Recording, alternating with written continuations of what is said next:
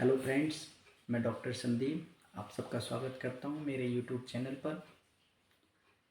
आज हम बात करेंगे होम्योपैथी पर। होम्योपैथी क्या है, कैसे काम करती है, किन किन कंडीशन में हम होम्योपैथिक दवाओं का उपयोग कर सकते हैं और वे कौन से कारण हैं जिनको होम्योपैथिक दवा लेते समय हमको ध्यान में रखना है।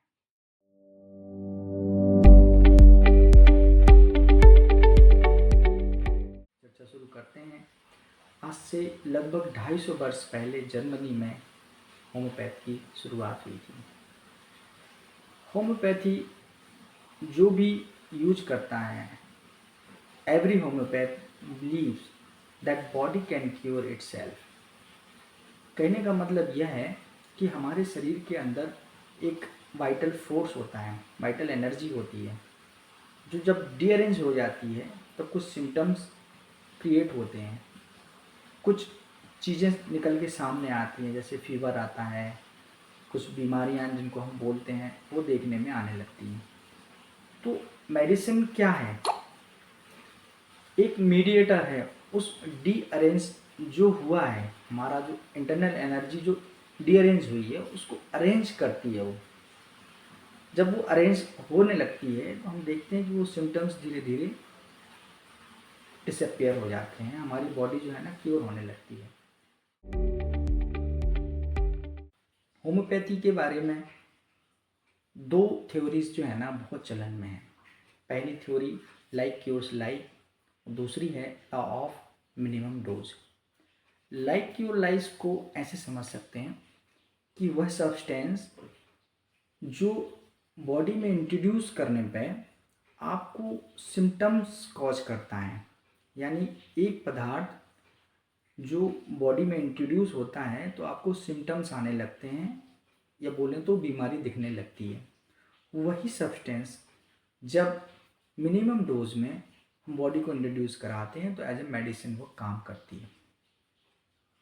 उदाहरण के तौर पर आप देख सकते हैं कि किचन में जब हमारी लेडीज़ काम करती हैं तो प्याज काटते समय आँखों से आंसू निकलने लगते हैं।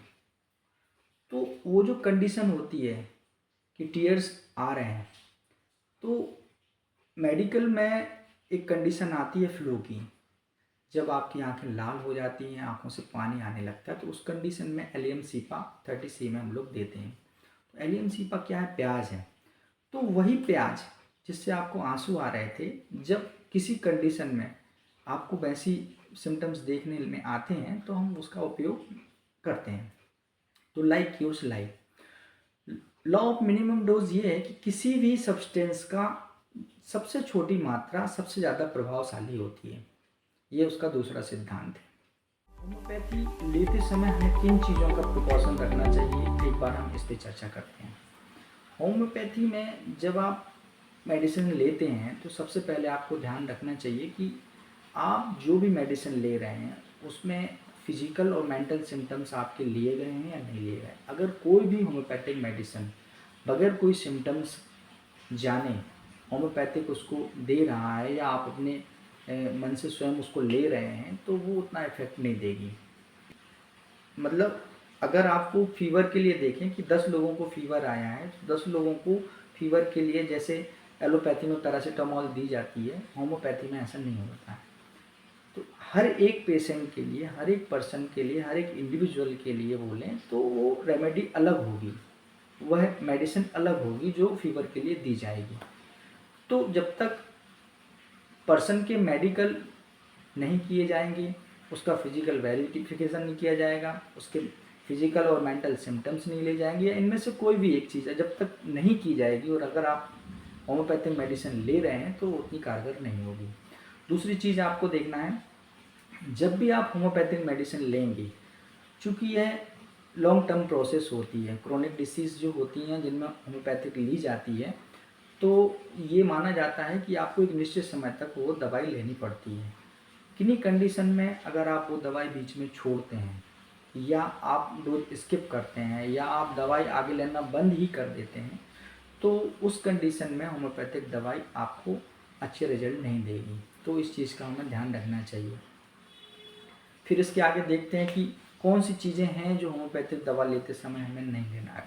तो हम देखेंगे जैसे कच्चा प्याज है, लहसुन है, स्मोकिंग है, टोबैको चेविंग है, या और भी ऐसी चीज़ें जो जिनमें गंध आती है, स्मेल आती है, तीखे होते हैं जो, तो उनको होम्योपैथिक मेडिसिन लेते समय हम यूज़ नहीं करना चाहिए, क्योंकि ये कुछ ऐसी चीज़ें जैसे प्याज का मैंने एग्जांपल दिया, वो खुद अपने आप में एक मेडिसिन के रूप में होम्योपैथ में यूज होती है। अगर आप वो ले रहे हैं और आप दूसरी कोई मेडिसिन रेमेडी के रूप में ले रहे हैं, तो वो दोनों एक दूसरे को इंटरेक्ट करेंगी और कहीं किसी एक का रिजल्ट दूसरे को दबा देगा, इफेक्ट दबा देगा, तो वो प्रॉपर तरीके से आपको रिजल्ट में नहीं आएगी। तो ये थोड़ा सा ध्यान रखना है। प्रिकॉशन के रूप में हम ये देख सकते हैं कि कभी सावधानी अगर आपको बरतनी है तो मेडिसिन लेते समय आपको ये देखना है कि जो ग्लोब्यूल्स हैं अगर उनका कलर चेंज हो गया होम्योपैथिक मेडिसिन का, तो आपको वो मेडिसिन नहीं लेनी है। या फिर कुछ दवाएं ऐसी होती हैं जो जिन पे एक्सपायरी होती है, हमें देखना है कि उनकी एक्सपायरी डेट जो है ना वो निकल तो नहीं गई है। अगर एक्सपायरी डेट निकल गई है तो हमें उनका यूज नहीं करना है। बहुत सारी चीज़ों में एक चीज़ और जोड़ना चाहूँगा कि 12 महीने से कम उम्र के जो बच्चे होते हैं या प्रेग्नेंट वुमेन होती हैं या वो माएँ जो अपने बच्चों को दूध पिला रही हैं, ऐसी कुछ दवाएं होती हैं जो ऐसी कंडीशन में नहीं दी जाती हैं। लास्ट में एक बात और बोलूँगा मैं, इमरजेंसी कॉज जब होता है, जब यह देखा जाता है कि व्यक्ति इमरजेंसी में है और आपको तत्काल ही कुछ ऐसा ट्रीटमेंट चाहिए है जो उसको लाइफ को सेव कर सके, तो वहाँ पे ऑप्शनल में आपको होम्योपैथी को बहुत ज़्यादा नहीं देखना है, क्योंकि होम्योपैथी जो है ना वो टाइम के साथ ही काम करती है। आप बोलें कि इमीडिएट कोई चीज़ उससे ठीक हो जाएगी, तो इमरजेंसी कॉज में थोड़ा सा इसका विचार करना चाहिए। होम्योपैथिक के बहुत अच्छे रिजल्ट हैं, बहुत सारी जगह पे होम्योपैथिक बहुत अच्छा काम करती है, मेंटल्स में बहुत अच्छा काम करती है। तो मैं यही कहना चाहूँगा कि होम्योपैथी लेते रहें, सेफ रहें, स्वस्थ रहें, मस्त रहें, और आगे के लिए मिलते हैं नेक्स्ट वीडियो में। तब तक के लिए गुड बाय, धन्यवाद।